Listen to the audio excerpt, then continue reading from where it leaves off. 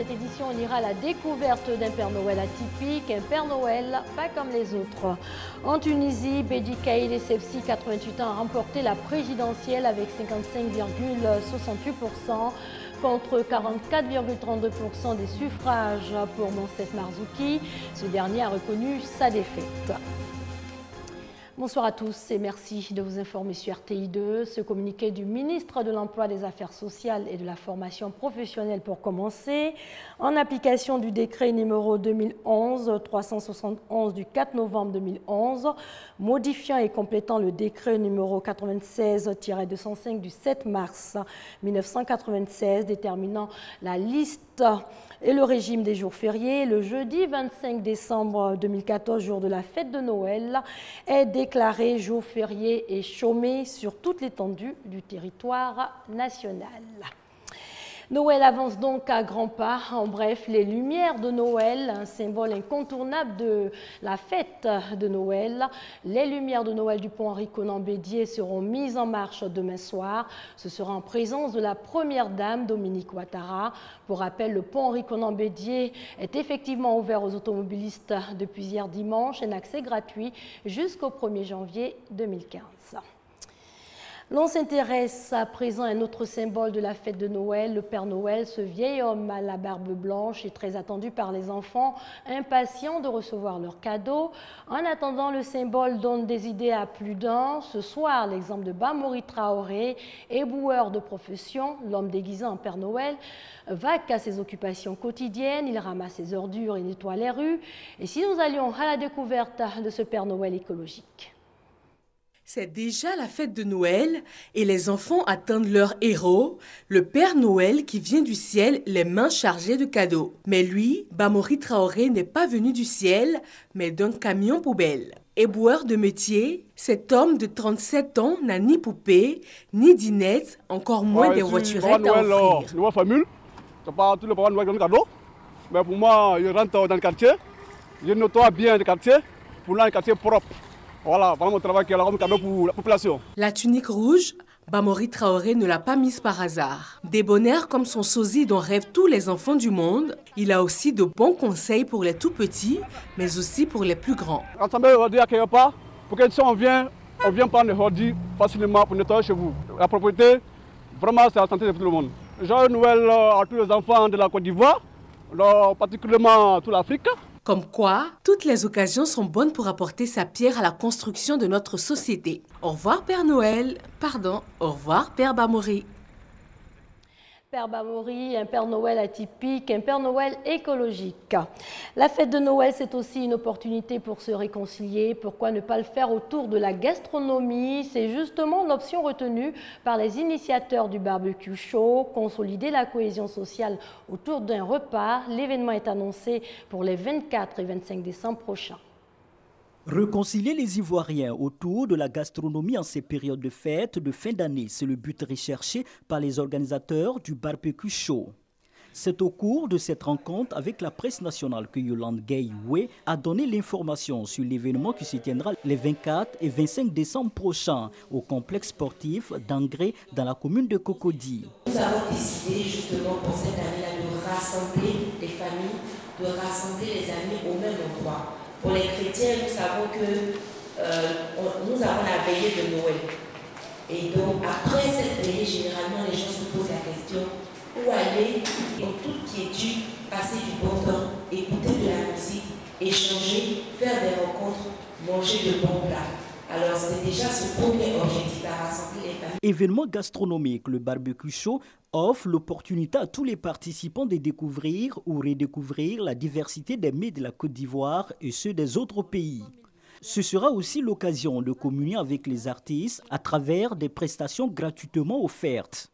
Les promoteurs qui entendent faire de barbecue show une référence culturelle en Côte d'Ivoire rassurent les convives des dispositions qui ont été prises pour assurer une sécurité totale. On évoque à présent cette formation des aumôniers musulmans. Elle est initiée par le COSIM, le Conseil supérieur des imams. Un seul objectif, permettre à ces prédicateurs d'être mieux outillés en vue d'être plus efficaces. Amy Sissoko. Les aumôniers musulmans, ce sont ces imams mandatés par le Conseil supérieur des imams en Côte d'Ivoire, COSIM, pour apporter un soutien spirituel ou matériel à des groupes de personnes ciblées. Ils visitent des lieux tels que les gares routières, les écoles, les hôpitaux, les prisons et les services de l'armée. Ces aumôniers musulmans sont cependant confrontés à certaines difficultés dans l'exercice de leur mission. Du point de vue soutien psychosocial, on a des difficultés à ce niveau. Parce que parfois, vous allez auprès du malade, ce n'est pas la parole de Dieu seulement qui fera son affaire, mais il a besoin, en plus de la parole de Dieu, des moyens pour pouvoir sauver sa vie. Parfois, les difficultés d'accès, parce que le CHU, c'est une administration. Parfois, même les visites aux malades, il faut coordonner avec l'administration. Face à cette situation, un atelier à l'initiative du COSIM est organisé. Objectif, donner aux aumôniers musulmans des méthodes et stratégies nécessaires pour mener à bien leurs activités. Un discours fait dans un marché est différent d'un discours qui est fait dans un centre de santé. Donc, il faut que chaque aumônier sache l'environnement dans lequel il va travailler. Je suis chargé de montrer un peu l'environnement universitaire et scolaire. Quels sont les besoins d'assistance spirituelle des élèves et étudiants musulmans. Et la vie universitaire a ses périodes de difficultés, de fragilité. Si on appartient à une communauté religieuse, je pense que dans ces moments particulier-là, cette communauté religieuse doit être là. Cette formation va permettre à ces guides religieux d'améliorer leur rapport avec les personnels des différents secteurs fréquentés. Ceci en vue de mieux véhiculer les préceptes de l'islam.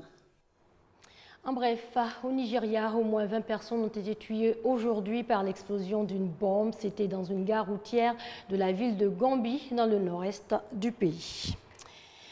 Il s'apprête à diriger la Tunisie après 4 années de transition mouvementée. Béji Caïd Essebsi du parti Nida Tounes est le nouveau président de la Tunisie. L'ex-premier ministre tunisien, 88 ans, a remporté la présidentielle de dimanche avec 55,68% des voix contre 44,32% pour le président sortant Monsef Marzouki. Ce dernier a reconnu sa défaite.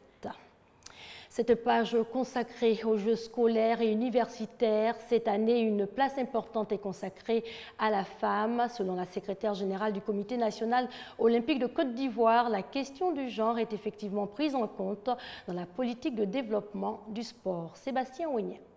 Professeure certifiée d'éducation physique et sportive, la conférencière Na Aminata a insisté sur la pratique du sport par la femme.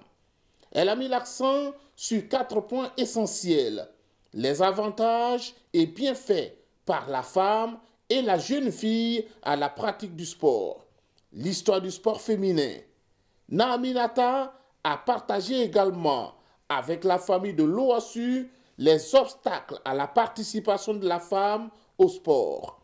À partir de plusieurs exemples simples mais précis, elle a amené les jeunes filles à s'impliquer davantage à la pratique du sport. On a eu la chance d'avoir avec nous 2 autres anciennes, Mme Yoda et Mme Sissé, qui ont aussi gravi les échelons et qui ont été de grandes sportives, qui ont eu de belles réalisations.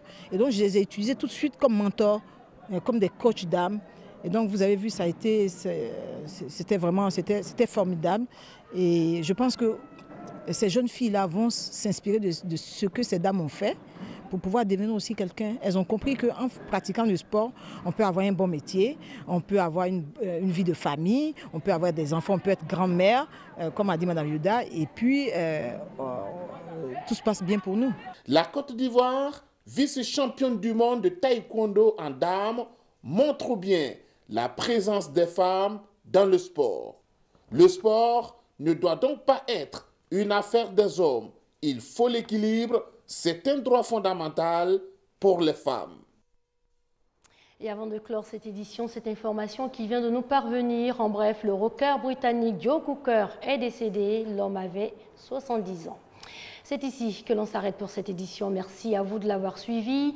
Excellente soirée sur les antennes de l'RTI, la marque du service public.